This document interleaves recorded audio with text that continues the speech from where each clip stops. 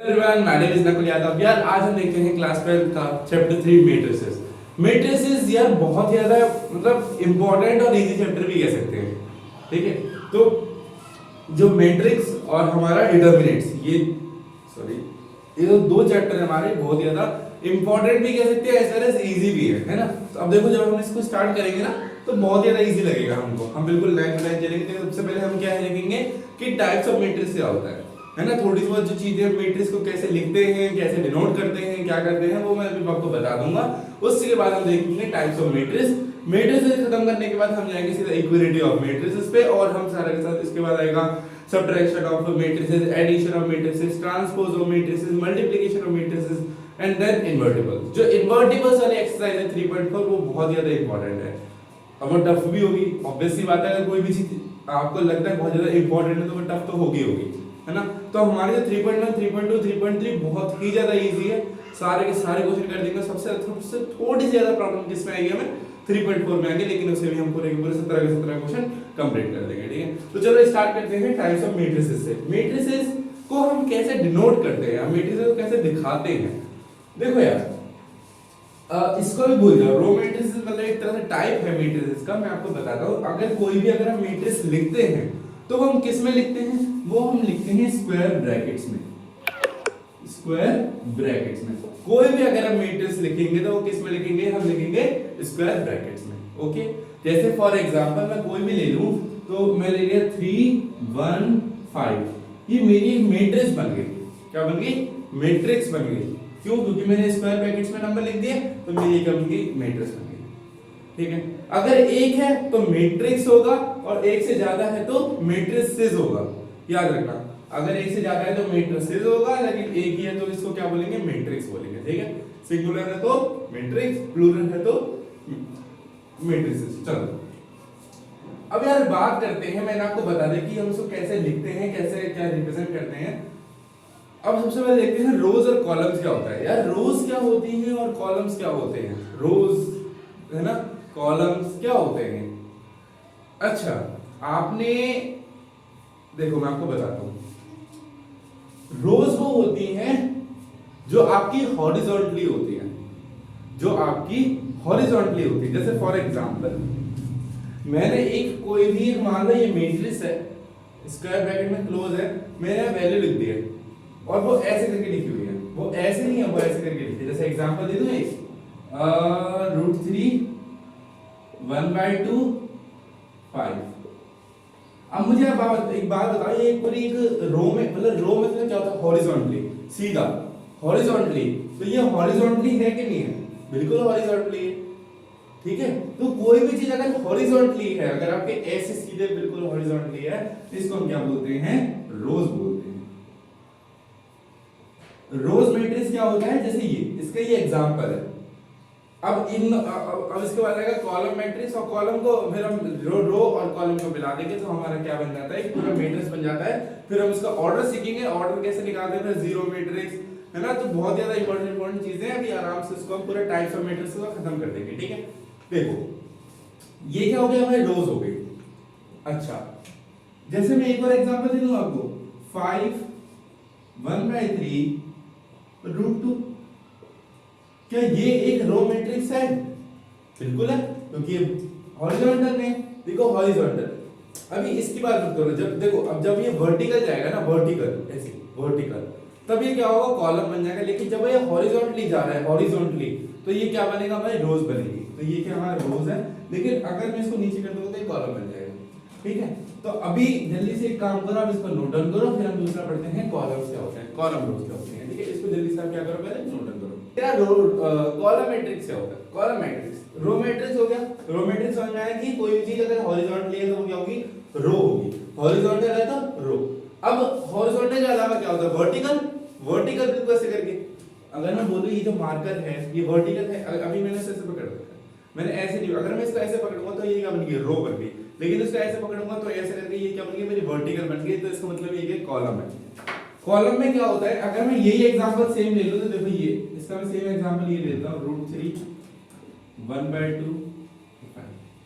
ये देख लो, एक के मतलब देखो, एक के बाद एक अगर आएगा तो रो होगी, एक के नीचे एक आएगा तो वो कॉलम होगी। ठीक है, ये याद रखो, एक के बाद एक तो रो, एक के नीचे एक कॉलम। ठीक है, मैंने इसको क्या करा, इसको ऐसे कर दिया, मतलब मैंने इसको देखो ऐसे था पहले, ये पहले ऐसे था, मैंने इसको ऐसे कर दिया, ऊपर वाली वैल्यू बिल्कुल सेम है, बस ये कितने ये नीचे आ गई इसके नीचे। तो ये क्या होती है हमारी कॉलम मैट्रिक्स होती है। अब आप बोलोगे यार ये तो किसी किसी को पता भी होगा, किसी किसी को नहीं पता होगा, पर जैसे जैसे हम आगे बढ़ेंगे ना, जैसे ऑर्डर बनाएंगे तो ऑर्डर में इन दोनों का बहुत ज्यादा मेन यूज होता है। इसलिए मैं कह रहा हूँ अब भी जितना अच्छे से समझ सकोगे उतना अच्छे समझ लो, क्योंकि बहुत ज्यादा इंपॉर्टेंट है। ठीक है, ये रो मैट्रिक्स हो गया, ये हमारे क्या हो गया, कॉलम मैट्रिक्स हो गया। हो गया। अच्छा, एक जैसे इसको देखते हैं, इसको अगर मैं कॉलम मैट्रिक्स में बनाऊं तो कैसे बना सकता हूं, इसको ऐसे लिख सकता हूं कि 5 1/3 √2। क्या ये एक कॉलम मैट्रिक्स है? हाँ बिल्कुल कॉलम मैट्रिक्स है, वर्टिकल है, ये भी वर्टिकल है, ये हॉरिजॉन्टल है, ये क्या हो जाएगा हमारा रो हो जाएगा, ये भी हॉरिजॉन्टल, ये क्या हो जाएगा हमारा रो हो जाएगा। समझ में आया? तो ये मेन डिफरेंस होता है कि रो और कॉलम होते क्या है। ये दो चीजें हमें बहुत ज्यादा इंपॉर्टेंट है। अब आइडेंटिटी मैट्रिक्स आएगा, है ना आपका, फिर अभी जीरो मैट्रिक्स आएगा, ये थोड़े से इंपॉर्टेंट है। अभी काम करो इन दोनों का एक साथ स्क्रीनशॉट लो, मैं लिख देता हूं। जब वर्टिकली जब होगा तो कॉलम होगा, और अगर हॉरिजॉन्टली होगा तो क्या हो जाएगा, रो हो जाएगा। ठीक है, ऑर्डर थम्स अप। ठीक है, अब देखते हैं ऑर्डर ऑफ मैट्रिक्स क्या होता है। ऑर्डर ऑफ मैट्रिक्स में इसलिए बता रहा हूं क्योंकि अब जो स्क्वायर मैट्रिक्स आएगा ना, उसमें आप बोलोगे कि m = कैसे होगा, वो समझ नहीं आया। यार देखो, ऑर्डर ऑफ मैट्रिक्स ना क्या होता है कि कोई मैट्रिक्स का ऑर्डर बताओ कि कितने कितने, मतलब वो कितने रो है कितने कॉलम है, उसमें सिंपल हम ये बोलते हैं। हम कभी भी ऑर्डर ऑफ मैट्रिक्स लिखते हैं तो m × n की फॉर्म में लिखते हैं, m × n की फॉर्म में। अब यहां पे m होता है रोज और n होता है हमारा कॉलम। इसलिए मैंने आपको पहले क्या बताया, रो और कॉलम बता दिया। इसके बाद हमारा आइडेंटिटी मैट्रिक्स आएगा, इसके बाद स्केलर मैट्रिक्स आएगा, उसके बाद जीरो मैट्रिक्स आएगा, तो उसमें भी थोड़ा यूज करेंगे हम उसको। डायगोनल मैट्रिक्स पे आएगा। तो देखो m × n की फॉर्म में इसको लिखते हैं। ये m × n लिखा क्या जाता है, ये लिखा जाता है यहाँ पर इस साइड, ये बिल्कुल इसके नीचे। ये आपका एक पूरा का पूरा मैट्रिक्स है, उसके नीचे ये क्या लिखा जाता है, m × n लिखा जाता है। चलो सही है, बहुत बढ़िया। अब मुझे इसका ऑर्डर बताना है कि मतलब क्या ऑर्डर है इसका, m कितना है और n कितना है, मतलब रोज कितनी है और कॉलम कितने हैं इसके। अच्छा देखो, मैंने रोज देखना सिखाया। रोज क्या होती है हमारी, जो हॉरिजॉन्टली होती है, और जो कॉलम से होता है वर्टिकली। तो यहाँ पे हॉरिजॉन्टली लाइन कितनी दिख रही है, आपको हमेशा इधर से इधर जाना है, इधर से इधर जाना है। तो अगर मैं देखो हॉरिजॉन्टल में कितनी लाइन दिख रही है, दो ही तो दिख रही है, एक तो ये वाली लाइन और एक ये वाली लाइन। फिर से देखो, मैंने बोला कि रोज क्या होती है, हमेशा रोज जो होती है वो क्या होती है, हॉरिजॉन्टली होती है, नहीं होती? चिल्ला के आवाज आनी चाहिए। हॉरिजॉन्टली होती नहीं होती? हॉरिजॉन्टली होती है। तो यहां से 2 से 5 जा रहा है, तो एक हॉरिजॉन्टल लाइन, और 3/2 से -9 जा रहा है, दूसरी हॉरिजॉन्टल लाइन। तो अब मेरे पास रो कितनी हो गई, रोज मेरे पास यहाँ पे होगी 2। क्या मैं बोल सकता हूँ कि मेरे पास रो कितनी है, 2? क्या मैं m × n की जगह मैं 2 × n लिख सकता हूँ? बता मुझे। मैंने m की जगह में 2 लिख दी, कोई प्रॉब्लम? बिल्कुल नहीं। अब मुझे क्या बात करनी है, मुझे देखना है कॉलम कितने हैं, क्योंकि n की जगह मुझे कॉलम भी डालने पड़ेंगे। कॉलम कितने हैं, और कॉलम मैंने क्या बताया, जो वर्टिकली हो, एक्सेप्ट द रोज, जो बचा वो क्या होता है, कॉलम होता है। सिंपल। तो यहाँ पर रो हमने देख ली, रो को छोड़ दो, वर्टिकली जाओ। तो वर्टिकली में 2 ही हैं, एक ये वाली और एक ये वाली, 2 ही तो हैं। 2 -3/2 और 5 -9, ये 2 ही तो हमारी कॉलम बन रहे हैं, 2 ही कॉलम बन रहे हैं ना यार। इस देखो, इससे मैं अच्छे से एग्जांपल समझा पाऊंगा। इधर इसको ध्यान देखना। देखो मानो ये यहाँ पे मेरा लिखा हुआ है, ऊपर लिखा हुआ है 2 और नीचे लिखा है 3/2, और बीच में पार्टीशन है, मतलब पार्टीशन के लिए इसको समझ लो, ये पार्टीशन है।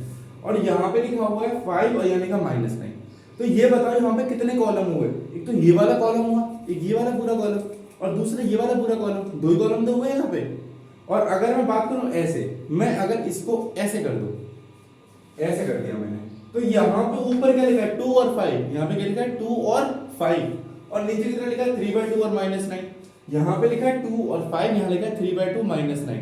तो यहाँ पर रो दो बन गई। जो भी चीज हॉरिजॉन्टली हो, जो भी चीज हॉरिजॉन्टली हो वो क्या होती है, रोज होती है। तो देखो ये हॉरिजॉन्टली ये क्या बन गई, रो बन गई नहीं बन गई, और ये भी एक रो बन गई कि नहीं बन गई। अगर मैं इसको नीचे कर दूं, अब यहाँ पे वैल्यू कितनी आएगी 2 3/2, यहाँ आ जाएगी 5 -9, तो ये कॉलम बन गया।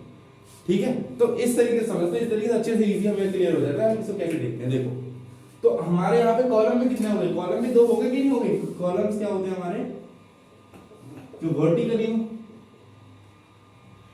है ना, ये होते हैं जो वर्टिकली हो। तो मैं बोल सकता हूँ कि यहाँ पे कॉलम में मेरे कितने हैं 2, कॉलम 2 है, तो मैं m इंटू, अब मैंने n की जगह तो मैं 2 लिख दिया, n की जगह भी 2 लिख सकता हूँ 2। तो ये मेरा जो मैट्रिक्स है वो बन गया 2/2 का मैट्रिक्स। अब मैं आपको थोड़ी सी एक ट्रिक बताऊं, देखो कैसे। अब यहाँ पे इस जगह पे m इंटू n की जगह पे आ जाएगा 2/2 का मैट्रिक्स। अब यहाँ पे ये 2, पहला वाला 2 कौन सा है, रो का, और दूसरा वाला किसका है, ये कॉलम का। ठीक है, देखो अब मैं ट्रिक क्या बताता हूं आपको। मैं ये ट्रिक बताना चाह रहा हूं कि चीज समझो,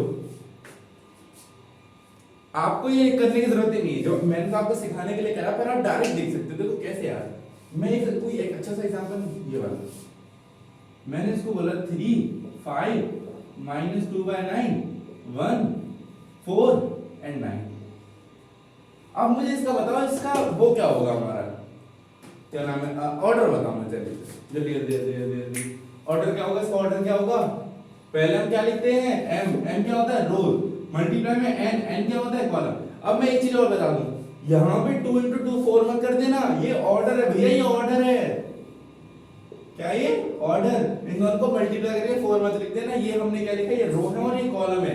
इससे हमें ये पता लग रहा है कि इस वाली मैट्रिक्स में कितनी रो है और कितनी कॉलम है। इसको हम देखो वेरीफाई भी कर सकते हैं। यहाँ पे 2 रो है तो 1 और 2 रो है, और यहाँ पे 2 कॉलम भी है तो 1 और 2 कॉलम भी है ना। तो इसका बता दो जल्दी फटाफट से, इसका क्या होगा, बताओ बताओ बताओ। किसी का अगर 2/3 आया तो बहुत बढ़िया, 2/3 होगा। क्यों, मैंने क्या बोला, क्यों गिर रहा है भाई, वर्टिकली, सॉरी हम पहले देखते हैं हॉरिजॉन्टली। हॉरिजॉन्टली देखो यार, हॉरिजॉन्टली में कितने हैं, पहली वाले में ये पूरी हॉरिजॉन्टल है। इसको ये मत करना है ना कि इसको 1 2 3 4 5 6 रो ना यार, एक रो मतलब एक लाइन में एक के बाद एक कितनी, मतलब कितनी भी ले जाओ, इसको 100 तक ले जाओ कोई बात नहीं, पर उसको एक ही रो माना जाएगा। एक रो में, एक लाइन में कितने भी नंबर आ जाए पर उसको एक ही रो तो माना जाएगा। एक कॉलम में कितने भी नीचे से नंबर चले जाए उसको एक कॉलम ही तो माना जाएगा। ऑब्वियस सी बात है यार। अगर मैं देखो इसको मैं ऐसे लिखूं, यहाँ पे 3 -2/9 4 5 8 7 9 2 100,000 लाख कुछ भी आ जाए, मर्जी है वो तुम्हारी, पर वो रो कितनी कहलाएगी, एक रो कहलाएगी। रो कितनी कहलाएगी, एक रो कहलाएगी। तो यहाँ पे एक रो और यहाँ पे दूसरी रो, तो रो कितनी हो गई 2। तो मैं यहाँ पे ऑर्डर m × n की जगह कितना 2 लिख दूं। अब रो कितनी है, मतलब कॉलम कितने, n बचा हमारा। n क्या होता है, कॉलम होता है। अब कॉलम देखो कितने हैं, यहाँ पे अगर आप कॉलम बोलोगे 3 तो बहुत बढ़िया। क्यों, देखो पहला कॉलम, दूसरा कॉलम, तीसरा कॉलम, पहला दूसरा तीसरा, 3 कॉलम है। तो यहाँ पे जो हो जाएगा ये हो जाएगा 2 × 3, मतलब इसका जो वो है वो कितना है 2/3 का ऑर्डर है। कैसे, वेरीफाई कर लो। 2 रो, मतलब मैंने क्या बोला m, पहले क्या आता है रो आती है, तो रो कितने 2, रो 2 है बिल्कुल है, 1 और 2 रो है। मैंने बोला कॉलम कितने बताओ, आप बोलोगे कॉलम 3 है। कैसे, 1 2 3, तो 3 कॉलम है, तो 2 × 3। Clear, crystal clear. चलो, तो ये हमारा होता है ऑर्डर ऑफ मैट्रिक्स। चलो एक और एग्जांपल पूछ लेता हूं जल्दी से, फटाफट आंसर आया चाहिए। 1 2 5 4 9 3, इसके नीचे और ले लेते हैं 5 8 2। ये मैंने कोई मैट्रिक्स ले ली, जिसका जल्दी से ऑर्डर बताओ, जल्दी से ऑर्डर बता दो जल्दी से। ये जो मेरी मैट्रिक्स है इसका जो ऑर्डर होगा वो होगा 3 × 3। कैसे, 3 रो है, 1 2 3 रो लिखी है, बहुत बढ़िया। 3 कॉलम है, 1 2 3, ओ ये तो सबसे। जब भी अब देखो स्क्वायर, अब यहाँ पे मैं आपको बताता हूँ स्क्वायर मैट्रिक्स क्या होता है। ये क्वेश्चन ही मैंने इसलिए दिया था ताकि मैं आपको स्क्वायर मैट्रिक्स क्लियर कर दूं। जहां पर आपका m is equal to n आ जाए, चाहे वो 1 into 1 का हो, चाहे 2 into 2 का हो, 3 into 3 का हो, 4 into 4 के तो खैर हमारे सिलेबस में नहीं है, तो 3 into 3 तक के टॉप है, मतलब 3 into 3 से आगे नहीं है। जब भी आपका m किसके बराबर है, चाहे n के, जैसे यहाँ पे 3 into 3 मतलब 3 किसके बराबर है, 3 के, है ना। n किसके बराबर है, n के। यहाँ बोल सकता हूँ नहीं m बराबर है n के, बिल्कुल बोल सकता हूँ। तो ऐसी जगह पे इसको हम बोल सकते हैं स्क्वायर मैट्रिक्स। स्क्वायर मैट्रिक्स कब होगा, जब m किसके बराबर हो जाएगा, n के। जैसे 2 into 2, 2/2 का 2/2, m 2 है n भी 2 है, तो दोनों इक्वल है कि नहीं है, तो वो भी हमारा क्या हो जाएगा, स्क्वायर मैट्रिक्स हो जाएगा। ठीक है, अब ये हमने क्या करा, हमने ऑर्डर देखना शुरू करा कि हम ऑर्डर कैसे देखते हैं। ठीक है, तो मैं अभी क्या करता हूं, मैंने भी क्या करा, रोज बता दी, कॉलम बता दिए, ऑर्डर बता दिया। ये तीन मोस्ट इंपॉर्टेंट चीज थी। ठीक है, तो अब मैं इस पार्ट को यहीं रोकता हूँ, इस वाले पार्ट को मैं यहीं रोकूंगा। इसका अब तुरंत ही थोड़ी देर बाद ही आपके पास मैं थोड़ा बहुत ट्राई करूंगा, सेकंड पार्ट भी मैं आपके पास ला पाऊं, तो इसका भी यहीं रोकता हूँ। फर्स्ट पार्ट मेरा हो गया, क्या क्या हो गया हमारा, रो मैट्रिक्स हो गया, कॉलम मैट्रिक्स हो गया, और हमारा क्या होगा, ऑर्डर मैट्रिक्स हो गया। ठीक है, अब इसके बाद जो नेक्स्ट पार्ट आएगा हमारा, जिसके बाद क्या आएगा, नेक्स्ट पार्ट आएगा, उसमें हम क्या करेंगे, उसमें हम करेंगे हमारा कौन कौन से अभी वो रहेंगे टाइप्स ऑफ मैट्रिक्स, कौन कौन से रहेंगे, वो रहेंगे हमारे डायगोनल मैट्रिक्स रह गया, और हमारा क्या रह गया, स्क्वायर मैट्रिक्स रह गया। स्क्वायर मैट्रिक्स मैं थोड़ा समझा दिया, पर यहाँ पे अभी और इसको अच्छे से डीपली स्टडी करेंगे। फिर हमारे पास जीरो मैट्रिक्स रह गया, ये कुछ मैट्रिक्स रह गए। इसको खत्म करने के बाद हम इक्वालिटी ऑफ मैट्रिक्स भी स्टार्ट करेंगे। ठीक है, चलो आई होप आपको आज की वीडियो पसंद आई होगी। अगली वीडियो में मिलते हैं, तब तक के लिए बाय बाय।